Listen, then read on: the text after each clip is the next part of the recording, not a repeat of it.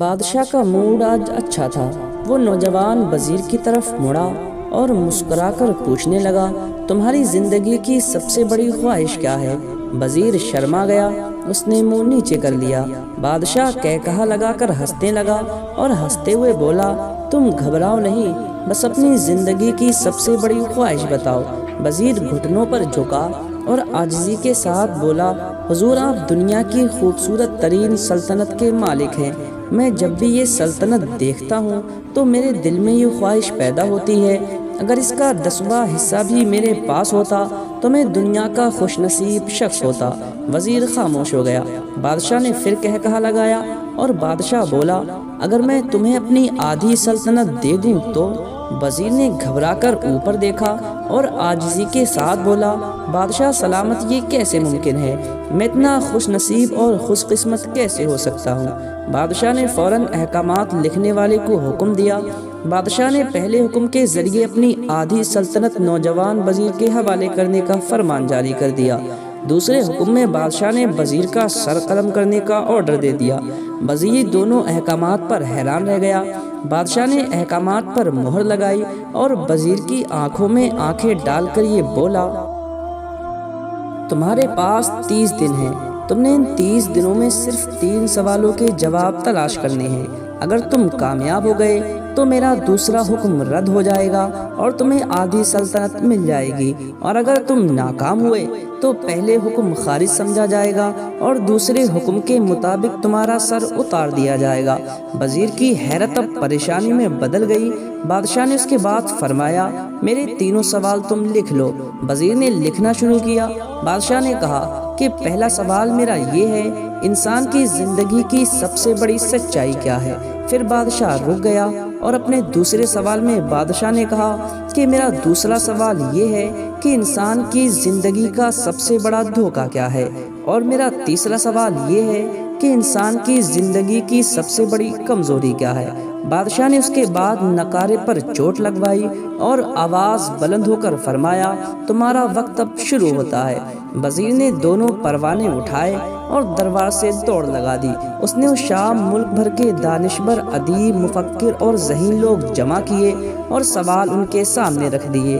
ملک بھر کے دانشور ساری رات بحث کرتے رہے، لیکن وزیر نے دوسرے دن دانشور بڑھا دیے، لیکن نتیجہ وہی نکلا۔ وہ آنے والے دنوں میں لوگ بڑھاتا جا رہا تھا، مگر اسے کوئی بھی تسلی بخش جواب نہیں مل سکا، یہاں تک کہ وہ مایوس ہو کر دارالحکومت یعنی حکومت کے علاقے سے باہر نکل گیا۔ وہ سوال اٹھا کر پورے ملک میں دوڑتا پھرتا، مگر اسے کوئی بھی تسلی بخش جواب نہیں مل سکا۔ وہ مارا مارا پھرتا رہا، شہر شہر، گاؤں گاؤں، بستی بستی کی خاک چھانتا رہا۔ شاہی لباس بھی پھٹ گیا، پگڑی بھی ڈھیلی ہو گئی اور گردن لٹک گئی، جوتے پھٹ گئے اور پاؤں میں چھالے پڑ گئے، یہاں تک کہ شرط کا آخری دن آ گیا۔ اگلے دن اس نے دربار میں پیش ہونا تھا۔ دوستو، کیا بادشاہ کے ان 3 سوالوں کا جواب آپ جانتے ہیں؟ اگر جانتے ہیں تو کمنٹ میں لکھ دیجئے، اور اگر آپ چینل پر پہلی بار آئے ہیں تو چینل کو سبسکرائب کریں۔ خیر، آپ کہانی کو سنتے رہیں، آگے کیا ہوتا ہے۔ وزیر کو یقین تھا کہ اس کی زندگی کا آخری دن اب باقی رہ گیا، کل اس کی گردن کاٹ دی جائے گی اور جسم شہر کے مرکزی پل پر لٹکا دیا جائے گا۔ وہ مایوسی کے عالم میں دارالحکومت کی کچی آبادی میں پہنچ گیا۔ آبادی کے سرے پر ایک فقیر کی جھوپڑی تھی۔ وہ گرتا پڑتا اس کٹیا تک پہنچ گیا۔ فقیر سوکھی روٹی پانی میں ڈبو کر کھا رہا تھا، ساتھ ہی دودھ کا پیالہ پڑا ہوا تھا اور فقیر کا کتا شڑاپ شڑاپ کی آواز کے ساتھ دودھ پی رہا تھا۔ فقیر نے وزیر کی حالت دیکھی اور کہا لگا کر ہنستے ہوئے بولا، جناب عالی، آپ صحیح جگہ پہنچے ہیں، آپ کے 3 سوالوں کے جواب میرے پاس ہیں۔ وزیر نے حیرت کی نگاہوں سے اس کی طرف دیکھا اور پوچھا، آپ نے کیسے اندازہ لگا لیا میں کون ہوں اور میرا کیا مسئلہ ہے؟ فقیر نے سوکھی روٹی کے ٹکڑے چھاوے میں رکھے اور مسکرایا اور اپنا بوریا اٹھایا اور وزیر سے کہنے لگا، یہ دیکھیے، آپ کو بات سمجھ آ جائے گی۔ وزیر نے جھک کر دیکھا تو بوریے کے نیچے شاہی خلعت بچھی ہوئی تھی۔ یہ وہ لباس تھا جو بادشاہ اپنے قریب ترین وزیروں کو عنایت کیا کرتا تھا۔ فقیر نے کہا، جناب عالی، میں بھی سلطنت کا وزیر ہوا کرتا تھا۔ میں نے بھی ایک بار آپ کی طرح بادشاہ سے شرط لگانے کی غلطی کر لی تھی، نتیجہ اب آپ خود دیکھ لیجئے۔ فقیر نے اس کے بعد سوکھی روٹی کا ٹکڑا اٹھایا اور دوبارہ پانی میں ڈبو کر اسے کھانے لگا۔ وزیر نے دکھی دل سے پوچھا، کیا آپ بھی جواب تلاش نہیں کر سکے تھے؟ فقیر نے کہکہا لگایا اور جواب دیا، میرا کیس آپ سے مختلف تھا۔ میں نے جواب ڈھونڈ لیے تھے، میں نے بادشاہ کو جواب بتائے، اس کی آدھی سلطنت کا پروانہ پھاڑ ڈالا اور بادشاہ کو سلام کر کے اس کٹیا میں آ کر بیٹھ گیا ہوں۔ میں اور میرا کتا دونوں مطمئن زندگی گزار رہے ہیں۔ وزیر کی حیرت بڑھ گئی، لیکن یہ سابق وزیر کی حماقت کے تجزیے کا وقت نہیں تھا، جواب معلوم کرنے کی گھڑی تھی۔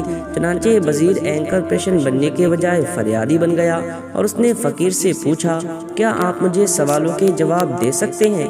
فقیر نے ہاں میں گردن ہلا کر جواب دیا، میں پہلے 2 سوالوں کا جواب مفت دوں گا، لیکن تیسرے جواب کے لیے تمہیں قیمت ادا کرنی ہوگی۔ وزیر کے پاس شرط ماننے کے سوا کوئی آپشن نہیں تھا، اس نے فوراً ہاں میں گردن ہلا دی۔ فقیر بولا، دنیا کی سب سے بڑی سچائی موت ہے۔ انسان کوئی بھی ہو، کچھ بھی ہو، وہ اس سچائی سے نہیں بچ سکتا۔ پھر وہ رکا اور بولا، انسان کی زندگی کا سب سے بڑا دھوکہ زندگی ہے۔ ہم میں سے ہر شخص کو زندگی دائمی سمجھ کر اس کے دھوکے میں آ جاتا ہے۔ فقیر کے دونوں جواب بالکل درست تھے۔ وزیر خوش ہو گیا، اس نے اب تیسرے جواب کے لیے فقیر سے شرط پوچھی۔ فقیر نے پھر کہکہا لگایا اور کتے کے سامنے جو دودھ کا پیالہ تھا اسے اٹھایا اور وزیر کے ہاتھ میں دیتے ہوئے کہا، میں آپ کو تیسرے سوال کا جواب اس وقت تک نہیں دوں گا جب تک آپ یہ دودھ نہیں پی لیتے۔ وزیر کے ماتھے پر پسینہ آ گیا، اس نے نفرت سے پیالہ زمین پر رکھ دیا۔ وہ کسی بھی قیمت پر کتے کا جھوٹا دودھ نہیں پینا چاہتا تھا۔